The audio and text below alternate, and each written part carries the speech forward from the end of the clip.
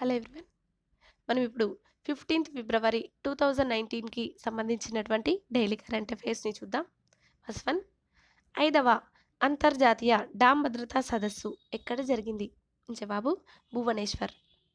5వ అంతర్జాతీయ డామ్ భద్రతా సదస్సు భువనేశ్వర్లో జరిగింది. భారత ప్రభుత్వం, ఒడిశా ప్రభుత్వం మరియు ప్రపంచ బ్యాంకులు సంయుక్తంగా కలిసి ఈ సదస్సును నిర్వహించాయి. ప్రపంచంలో అత్యధిక డ్యామ్లు కలిగినటువంటి దేశాలు ఏంటంటే చైనా, అమెరికా, ఇండియా. నెక్స్ట్, ఇటీవల కన్నుమూసినటువంటి మ్యాన్ఫ్రెడ్ ఐగన్ ఇతడు ఏ శాస్త్రంలో నోబెల్ అవార్డును సాధించారు? జవాబు రసాయన శాస్త్రం. రసాయన శాస్త్రంలో నోబెల్ అవార్డు గ్రహీత అయినటువంటి మ్యాన్ఫ్రెడ్ ఐగన్ ఇతడు మరణించారు.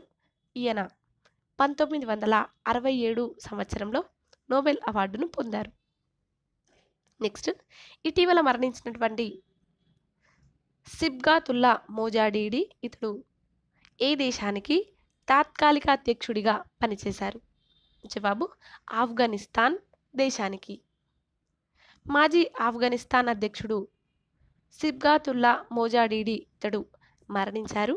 ఈయన 1992 సంవత్సరంలో ఆఫ్ఘనిస్తాన్కు తాత్కాలిక అధ్యక్షుడిగా పనిచేశారు. నెక్స్ట్, 16వ లోక్సభ చివరి సమావేశం ఏ తేదీన ముగిసింది? జవాబు 2019 ఫిబ్రవరి 13వ తేదీన. 16వ లోక్సభ చివరి సమావేశం 2019 ఫిబ్రవరి 13వ తేదీన ముగిసింది. ఈ సెషన్స్లో సుమారుగా 205 బిల్లులను ఆమోదించినట్లు ప్రభుత్వ వర్గాలు తెలిపాయి. నెక్స్ట్, పిఎం కిసాన్ పథకం ఇది ఎప్పటి నుంచి ప్రారంభిస్తారు? జవాబు ఫిబ్రవరి 24వ తేదీ 2019 సంవత్సరం. ఫిబ్రవరి 24.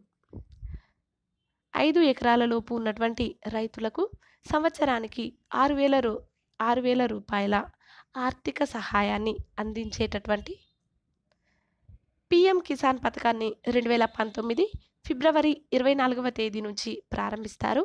ఉత్తరప్రదేశ్లోని గోరఖ్పూర్లో నిర్వహించేటటువంటి కిసాన్ మహా అధివేశన్ అంటే ఇదొక రైతు సదస్సు. ఈ కిసాన్ మహా అధివేశన్ సందర్భంగా తొలి వాయిదా 2,000 రూపాయలను ప్రధాని రైతుల ఖాతాలో వేయనున్నారు. నెక్స్ట్, కేంద్ర ప్రత్యక్ష పన్నుల మండలి చైర్మన్గా ఎవరిని నియమించారు? జవాబు ప్రమోద్ చంద్ర. కేంద్ర ప్రత్యక్ష పన్నుల మండలి చైర్మన్గా ప్రమోద్ చంద్రను ప్రధానమంత్రి నియమించారు. ఆదాయపు పన్ను విభాగానికి సంబంధించి విధాన నిర్ణయాలు తీసుకునేటటువంటి బాధ్యత కేంద్ర ప్రత్యక్ష పన్నుల మండలిదే. అయితే ఇంతకుముందు ఈ పదవిలో సుశీల్ చంద్ర ఉండేవారు. నెక్స్ట్, జమ్మూ కాశ్మీర్లో జరిగినటువంటి ఉగ్రవాద దాడిలో ఎంతమంది మృతి చెందారు? జవాబు 39 మంది. పుల్వామా జిల్లాలో శ్రీనగర్ జమ్మూ కాశ్మీర్ రహదారిపై ఉగ్రవాదులు జవాన్లపై దాడి చేశారు. ఈ దాడిలో 39 మంది మరణించారు. ఈ దాడికి పాల్పడినటువంటి ఉగ్రవాద సంస్థ ఏంటంటే జైష్ ఏ మహమ్మద్. నెక్స్ట్, తూర్పు నావికాదళం చీఫ్ ఆఫ్ స్టాఫ్ వైస్ అడ్మిరల్గా ఎవరు నియమితులయ్యారు? జవాబు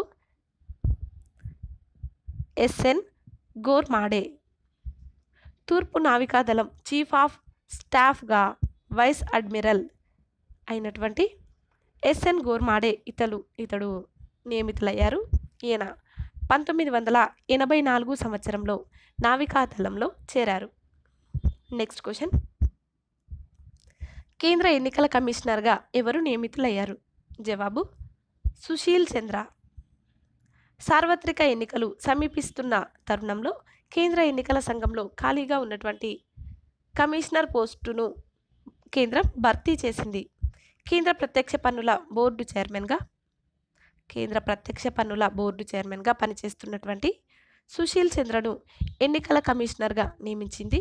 తాజాగా కేంద్ర ఎన్నికల ప్రధాన కమిషనర్ సుశీల్ అరోరా మరియు కమిషనర్లుగా అశోక్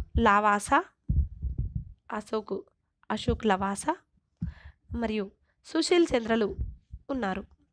నెక్స్ట్ క్వశ్చన్, ఎన్టీఆర్ వైద్య సేవకు ప్రతి కుటుంబానికి నగదు రహిత సేవలు ఎన్ని రూపాయలకు పెంచారు? జవాబు 5 లక్షల రూపాయలకు. ఎన్టీఆర్ వైద్య సేవ కింద ప్రతి కుటుంబానికి 5 లక్షల నగదు రహిత వైద్య సేవలు అందించాలని ప్రభుత్వం నిర్ణయించింది. ప్రభుత్వానికి ఎన్టీఆర్ వైద్య సేవ కింద సంవత్సరానికి 2.5 లక్షల రూపాయలు మాత్రమే ఉంది. అయితే పెంచిన నగదు 2019 ఏప్రిల్ 1వ తేదీ నుంచి అమలులోకి వస్తుంది.